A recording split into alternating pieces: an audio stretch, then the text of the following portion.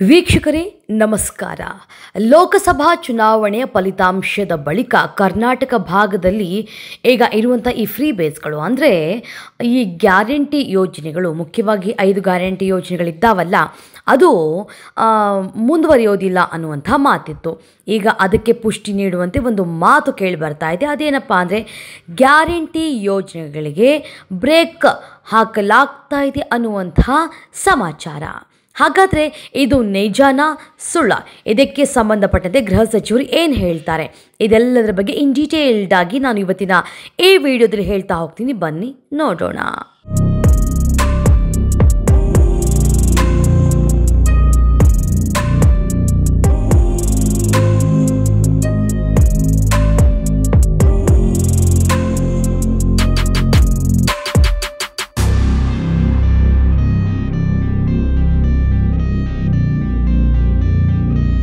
ನೋಡಿ, ಲೋಕಸಭಾ ಚುನಾವಣೆಯಲ್ಲಿ ಕಾಂಗ್ರೆಸ್ಗೆ ಒಂದು ಕಡೆ ಕರ್ನಾಟಕ ಭಾಗದಲ್ಲಿ ಹೇಳಿಕೊಳ್ಳುವ ರೀತಿಯಾಗಿ ವೋಟಿಂಗ್ಸ್ ಸಿಗಲಿಲ್ಲ. ಇಟ್ ಮೀನ್ಸ್ ಹೆಚ್ಚಿನ ಸ್ಥಾನಗಳು ಸಿಗಲಿಲ್ಲ. 9 ಸ್ಥಾನಕ್ಕೆ ತೃಪ್ತಿ ಪಟ್ಕೊಂಡು ಸುಮ್ಮನಾಗಬೇಕಾಯಿತು.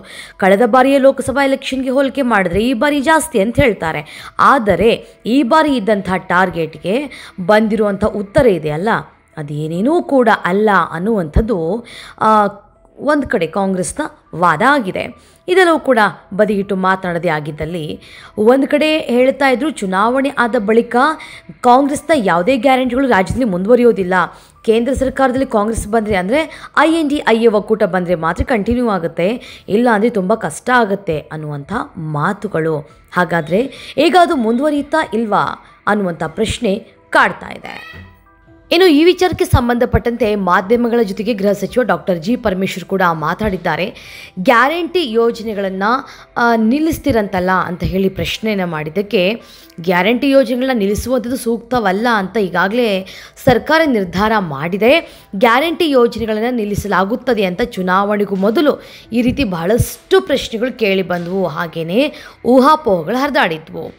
ಲೋಕಸಭಾ ಚುನಾವಣೆ ನಂತರ ಗ್ಯಾರಂಟಿ ಯೋಜನೆಗಳನ್ನು ಸರ್ಕಾರ ನಿಲ್ಲಿಸುತ್ತದೆ ಅಂತ BJPಯವರು ಸುಳ್ಳು ಸುದ್ದಿಯನ್ನು ಹಬ್ಬಿಸಿದ್ದಾರೆ. ಇದಕ್ಕೆ ಚುನಾವಣೆ ಸಂದರ್ಭದಲ್ಲಿಯೇ ಮುಖ್ಯಮಂತ್ರಿಯವರು, ಪಕ್ಷದ ಅಧ್ಯಕ್ಷರು ಸೇರಿದಂತೆ ನಾವೆಲ್ಲ ಕೂಡ ಸ್ಪಷ್ಟನೆಯನ್ನು ಕೊಟ್ಟಿದ್ದೇವೆ ಅಂತ ಹೇಳ್ತಾರೆ. ನಾವು ಗ್ಯಾರಂಟಿ ಯೋಜನೆಗಳನ್ನು ಕೊಡುವುದಕ್ಕೂ ಮೊದಲು ಬಹಳಷ್ಟು ಚರ್ಚೆ ಮಾಡಿದ್ದೇವೆ. ನಮ್ಮ ಉದ್ದೇಶ ಇರುವಂಥದ್ದು ಬಡತನದ ನಿರ್ಮೂಲನೆ. ಈ ಉದ್ದೇಶದಲ್ಲಿ ಹೊಂದಾಣಿಕೆ ಆಗೋದಕ್ಕೆ ಆಗಲ್ಲ. ಹಳ್ಳಿಗಳಲ್ಲಿ ಕೃಷಿ ಕೂಲಿ ಕಾರ್ಮಿಕರು ಬಹಳ ತೊಂದರೆಯಲ್ಲಿದ್ದಾರೆ. ನೋಟು ಬದಲಾವಣೆ, GST ಜಾರಿಯಾದ ನಂತರ ಬಡತನದ ತೊಂದರೆಗಳನ್ನು ಅನುಭವಿಸ್ತಾ ಇದ್ದಾರೆ ಅಂತ ಹೇಳಿದರು. ಇನ್ನು ಬಡ ಜನರಿಗೆ ಏನಾದರೂ ಮಾಡಬೇಕು ಎಂಬ ಉದ್ದೇಶದಿಂದ ಪ್ರಣಾಳಿಕೆಯ ವಿಚಾರದಲ್ಲಿ ಅಧ್ಯಕ್ಷನಾಗಿ ಚರ್ಚೆಯನ್ನು ಮಾಡಿ ಗ್ಯಾರಂಟಿ ಯೋಜನೆಗಳ ತೀರ್ಮಾನವನ್ನು ತೆಗೆದುಕೊಂಡಿದ್ದೇವೆ. ಯಾವುದೇ ಕಾರಣಕ್ಕೂ ಕೂಡ ಗ್ಯಾರಂಟಿ ಯೋಜನೆಗಳನ್ನ ನಿಲ್ಲಿಸೋದಿಲ್ಲ, ಅದು ಸೂಕ್ತ ಅಲ್ಲ ಅನ್ನೋ ತೀರ್ಮಾನಕ್ಕೆ ಬಂದಿದ್ದೇವೆ. ಯಾರೇನೇ ಹೇಳಿದರೂ ಸಹ ಈಗಾಗಲೇ ಮುಖ್ಯಮಂತ್ರಿಯವರು, ಪಕ್ಷದ ಅಧ್ಯಕ್ಷರು ಈ ಬಗ್ಗೆ ಸ್ಪಷ್ಟನೆಯನ್ನು ಕೊಟ್ಟಿದ್ದಾರೆ ಅಂತ ಹೇಳಿದ್ದಾರೆ. ಇನ್ನು ಗ್ಯಾರಂಟಿ ಯೋಜನೆಗಳ ಜಾರಿಯಿಂದ ಒಂದಷ್ಟು ಹಣಕಾಸಿನ ತೊಂದರೆಯಾಗುತ್ತದೆ ಎಂಬುದು ಎಲ್ರಿಗೂ ಗೊತ್ತಿರೋ ವಿಚಾರ. ಇಷ್ಟೊಂದು ದೊಡ್ಡ ಪ್ರಮಾಣದಲ್ಲಿ ಹಣ ಖರ್ಚಾಗುವಾಗ ಮರುಹೊಂದಿಕೆ ಮಾಡಲಾಗುತ್ತೆ. ಇದನ್ನು ನಾವು ಮಾಡ್ತೇವೆ, ಅದು ನಮಗೆ ಗೊತ್ತಿದೆ. ಜನ ಹಸಿವಿನಿಂದ ಖಾಲಿ ಹೊಟ್ಟೆಯಲ್ಲಿದ್ದು ಯಾವ ಬೇರೆ ಯೋಜನೆಗಳನ್ನು ಜಾರಿಗೆ ತಂದರೂ ಕೂಡ ಅದು ಪ್ರಯೋಜನ ಆಗೋದಿಲ್ಲ ಅಂತ ಹೇಳಿದರು. ಇನ್ನು ಖಾಲಿ ಇರುವ ಸಚಿವ ಸ್ಥಾನದ ಭರ್ತಿಯ ಕುರಿತು ಪ್ರತಿಕ್ರಿಯೆ ಕೊಟ್ಟಿರುವಂತಹ ಅವರು, ಖಾಲಿ ಇರುವ ಸಚಿವ ಸ್ಥಾನ ಭರ್ತಿ ಮಾಡುವ ವಿಚಾರ ಮುಖ್ಯಮಂತ್ರಿಯವರಿಗೆ ಬಿಟ್ಟಿರೋದು, ಈ ಬಗ್ಗೆ ಹೈಕಮಾಂಡ್ ತೀರ್ಮಾನವನ್ನು ಮಾಡುತ್ತೆ ಅಂತ ಹೇಳಿದ್ದಾರೆ. ಅಷ್ಟೇ ಅಲ್ಲ, ಸಂಪುಟ ಪುನರ್ರಚನೆ ಕುರಿತು ಮಾಧ್ಯಮದವರು ಕೇಳಿರುವ ಪ್ರಶ್ನೆಗೆ ಉತ್ತರಿಸಿರುವಂಥ ಗೃಹ ಸಚಿವರು, ಸಚಿವ ಸಂಪುಟ ಸಭೆ ಇದ್ದೇ ಇರುತ್ತೆ. ಲೋಕಸಭೆ ಚುನಾವಣೆ ಹಿನ್ನೆಲೆಯಲ್ಲಿ ನೀತಿ ಸಂಹಿತೆ ಜಾರಿ ಇದ್ದ ಕಾರಣಕ್ಕಾಗಿ ಸಚಿವ ಸಂಪುಟ ಸಭೆ ನಡೆಸೋದಕ್ಕೆ ಆಗಿಲ್ಲ. ಅನೇಕ ತೀರ್ಮಾನಗಳನ್ನು ಕೈಗೊಳ್ಳಲಾಗಿದೆ. ಇನ್ನು ಸಭೆಗೂ ಸಚಿವರು ಬದಲಾವಣೆಗೂ ಸಂಬಂಧ ಇಲ್ಲ. ಪುನರ್ರಚನೆ ಹೈಕಮಾಂಡ್ನವರು ತೀರ್ಮಾನ, ನಾವ್ಯಾರು ಅದರ ಬಗ್ಗೆ ಯೋಚನೆ ಮಾಡೋದಕ್ಕೆ, ಮಾತನಾಡೋದಕ್ಕೆ ಅಂತ ಹೇಳಿದ್ದಾರೆ. ನೋಡಿ, ಒಂದು ಕಡೆ ಗೃಹ ಸಚಿವರು ಸ್ಪಷ್ಟವಾಗಿ ಹೇಳಿದ್ದಾರೆ ಯಾವುದೇ ರೀತಿಯಾಗಿ ಗ್ಯಾರಂಟಿಗಳಿಗೆ ಬ್ರೇಕ್ ಹಾಕೋದಿಲ್ಲ ಅಂತ.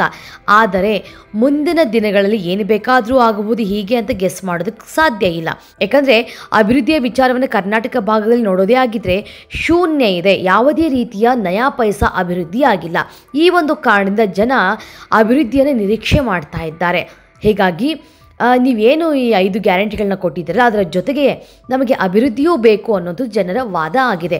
ಆದರೆ ಜನರ ಈ ಭಾವನೆಗೆ, ಜನರ ಈ ಅಭಿಪ್ರಾಯಕ್ಕೆ ಯಾವ ರೀತಿಯಾಗಿ ಕಾಂಗ್ರೆಸ್ ಸರ್ಕಾರ ಸ್ಪಂದಿಸುತ್ತೆ ಅನ್ನೋದನ್ನು ಕಾದು ನೋಡೋಣ.